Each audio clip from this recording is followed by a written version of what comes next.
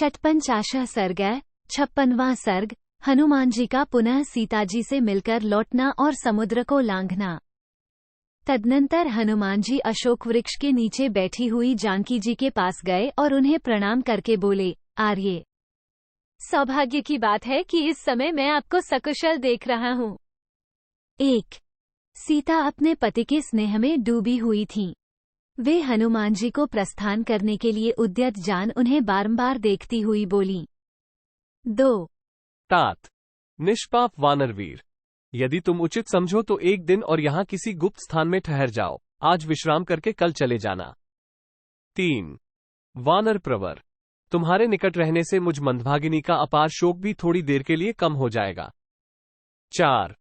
कपिश्रेष्ठ, वान शिरोमणे, जब तुम चले जाओगे तब फिर तुम्हारे आने तक मेरे प्राण रहेंगे या नहीं, इसका कोई विश्वास नहीं है। 5। वीर, मुझ पर दुख पड़ते गए हैं। मैं मानसिक शोक से दिन दिन दुर्बल होती जा रही हूँ। अब तुम्हारा दर्शन न होना मेरे हृदय को और भी विदीर्ण करता रहेगा। 6। वीर, मेरे सामने ये संदेह अभी तक बना ही हुआ है कि बड़े बड़े वानरों और रीछों के सहायक होने पर भी महाबली सुग्रीव इस दुर्लंघ्य समुद्र को कैसे पार करेंगे। उनकी सेना के वे वानर और भालू तथा वे दोनों राजकुमार श्रीराम और लक्ष्मण भी इस महासागर को कैसे लांघ सकेंगे। 7, 8। 3 ही प्राणियों में इस समुद्र को लांघने की शक्ति है, तुम में, गरुड़ में अथवा वायु देवता में। 9। इस कार्य संबंधी दुष्कर प्रतिबंध के उपस्थित होने पर तुम्हें क्या समाधान दिखाई देता है, बताओ, क्योंकि तुम कार्यकुशल हो। 10। शत्रुवीरों का संहार करने वाले कपिश्रेष्ठ, इसमें संदेह नहीं कि इस कार्य को सिद्ध करने में तुम अकेले ही पूर्ण समर्थ हो, परंतु तुम्हारे द्वारा जो विजय रूप फल की प्राप्ति होगी उससे तुम्हारा ही यश बढ़ेगा, भगवान श्रीराम का नहीं। 11। परंतु शत्रसेना को पीड़ा देने वाले श्रीरामचंद्र जी यदि लंकों को अपनी सेना से पददलित करके मुझे यहाँ से ले चलें तो वो उनके योग्य पराक्रम होगा। 12। अतः तुम ऐसा उपाय करो जिससे युद्धवीर महात्मा श्रीरामचंद्र जी का उनके योग्य पराक्रम प्रकट हो। 13। सीता जी की यह बात स्नेहयुक्त तथा विशेष अभिप्राय से भरी हुई थी। इसे सुनकर वीर हनुमान ने इस प्रकार उत्तर दिया। 14। देवी, वानर और भालुओं की सेना के स्वामी कपिश्रेष्ठ सुग्रीव बड़े शक्तिशाली पुरुष हैं। वे तुम्हारे उद्धार के लिए प्रतिज्ञा कर चुके हैं। 15। विदेह नंदिनी, अतः वे वानरराज सुग्रीव सहस्रों कोटि वानरों से घिरे हुए तुरंत यहां आएंगे। 16। साथ ही वे दोनों वीर नरश्रेष्ठ श्रीराम और लक्ष्मण भी एक साथ आकर अपने सहायकों से इस लंकोपुरी का विध्वंस कर डालेंगे। 17। वरारोहे, राक्षसराज रावण को उसके सैनिकों सहित काल के गाल में डालकर श्री रघुनाथ जी आपको साथ ले शीघ्र ही अपनी पुरी को पधारेंगे। 18। इसलिए आप धैर्य धारण करें, आपका भला हो, आप समय की प्रतीक्षा करें। रावण शीघ्र ही रणभूमि में श्रीराम के हाथ से मारा जाएगा, यह आप अपनी आंखों देखेंगी। 19। पुत्र, मंत्री और भाई बंधुओं सहित राक्षसराज रावण के मारे जाने पर आप श्रीरामचंद्र जी के साथ उसी प्रकार मिलेंगी जैसे रोहिणी चंद्रमा से मिलती है। 20। वानरों और भालुओं के प्रमुख वीरों के साथ श्रीरामचंद्र जी शीघ्र ही यहां पधारेंगे और युद्ध में शत्रुओं को जीतकर आपका सारा शोक दूर कर देंगे। 21। विदेहनंदिनी सीता को इस प्रकार आश्वासन दे वहां से जाने का विचार करके पवन कुमार हनुमान ने उन्हें प्रणाम किया। 22। वे बड़े बड़े राक्षसों को मारकर अपने महान बल का परिचय दे वहां ख्याति प्राप्त कर चुके थे। उन्होंने सीता को आश्वासन दे लंकोपुरी को व्याकुल करके रावण को चकमा देकर उसे अपना भयानक बल दिखा वैदेही को प्रणाम करके पुनः समुद्र के बीच से होकर लौट जाने का विचार किया। 23, 241/2। अब यहाँ उनके लिए कोई कार्य बाकी नहीं रह गया था, अतः अपने स्वामी श्रीरामचंद्र जी के दर्शन के लिए उत्सुक हो वे शत्रुमर्दन कपिश्रेष्ठ हनुमान पर्वतोन्में उत्तम अरिष्टगिरि पर चढ़ गए। 251/2। ऊंचे ऊंचे पद्मकों, पद्म के समान वर्ण वाले वृक्षों से सेवित नीली वनश्रेणियां मानो उस पर्वत का परिधान वस्त्र थीं। शिखरों पर लटके हुए श्याम मेघ उसके लिए उत्तरीय वस्त्र चादर से प्रतीत होते थे। 261/2। सूर्य की कल्याणमयी किरणें प्रेमपूर्वक उसे जगाती सी जान पड़ती थीं। नाना प्रकार के धातु मानो उसके खुले हुए नेत्र थे, जिनसे वह सब कुछ देखता हुआ सा स्थित था। पर्वतीय नदियों की जलराशि के गंभीर घोष से ऐसा लगता था मानो वह पर्वत सस्वर वेदपाठ कर रहा हो। 27-28। अनेकानेक झरनों के कलकलनाद से वह अरिष्टगिरी स्पष्टतया गीत सा गा रहा था। ऊंचे ऊंचे देवदारू वृक्षों के कारण मानो हाथ ऊपर उठाए खड़ा था। 29।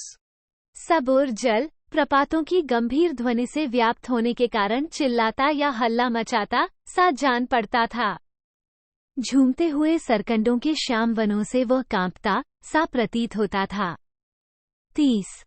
वायु के झोंके खाकर हिलते और मधुर ध्वनि करते बांसों से उपलक्षित होने वाला वो पर्वत मानो बांसुरी बजा रहा था। भयानक विषधर सर्पों के फूंकार से लंबी सांस खींचता सा जान पड़ता था। 31। कोहरे के कारण गहरी प्रतीत होने वाली निश्चल गुफाओं द्वारा वह ध्यान सा कर रहा था।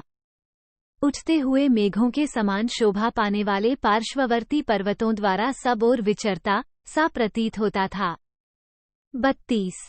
मेघमालाओं से अलंकृत शिखरों द्वारा वह आकाश में अंगड़ाई सी ले रहा था। अनेकानेक श्रृंगों से व्याप्त तथा बहुत सी कंदराओं से सुशोभित था। 33। साल, ताल, कर्ण और बहुसंख्यक बांस के वृक्ष उसे सब ओर से घेरे हुए थे। फूलों के भार से लदे और फैले हुए लता वितान उस पर्वत के अलंकार थे। 34। नाना प्रकार के पशु वहां सब ओर भरे हुए थे। विविध धातुओं के पिघलने से उसकी बड़ी शोभा हो रही थी। वह पर्वत बहुसंख्यक झरनों से विभूषित तथा राशि राशि शिलाओं से भरा हुआ था। 35। महर्षि, यक्ष, गंधर्व, किन्नर और नागगण वहां निवास करते थे। लताओं और वृक्षों द्वारा वह सब ओर से आच्छादित था। उसकी कंदराओं में सिंह दहाड़ रहे थे। व्याघ्र आदि हिंसक जंतु भी वहां सब ओर फैले हुए थे। स्वादिष्ट फलों से लदे हुए वृक्ष और मधुर कंद मूल आदि की वहां बहुतायत थी। ऐसे रमणीय पर्वत पर वानशिरोमणि पवन कुमार हनुमान जी श्रीरामचंद्र जी के दर्शन की शीघ्रता और अत्यंत हर्ष से प्रेरित होकर चढ़ गए। 371/2। उस पर्वत के रमणीय शिखरों पर जो शिलाएं थीं, वे उनके पैरों के आघात से भारी आवाज के साथ चूर चूर होकर बिखर जाती थीं। 381/2। उस शैलराज अरिष्ट पर आरूढ़ हो महाकपि हनुमान जी ने समुद्र के दक्षिण तट से उत्तर तट पर जाने की इच्छा से अपने शरीर को बहुत बड़ा बना लिया। 391/2। उस पर्वत पर आरूढ़ होने के पश्चात वीरवर पवन कुमार ने भयानक सर्पों से सेवित उस भीषण महासागर की ओर दृष्टिपात किया। 401/2। वायु देवता के औरस पुत्र कपिश्रेष्ठ हनुमान जैसे वायु आकाश में तीव्र गति से प्रवाहित होती है, उसी प्रकार दक्षिण से उत्तर दिशा की ओर बड़े वेग से उछलकर चले। 411/2।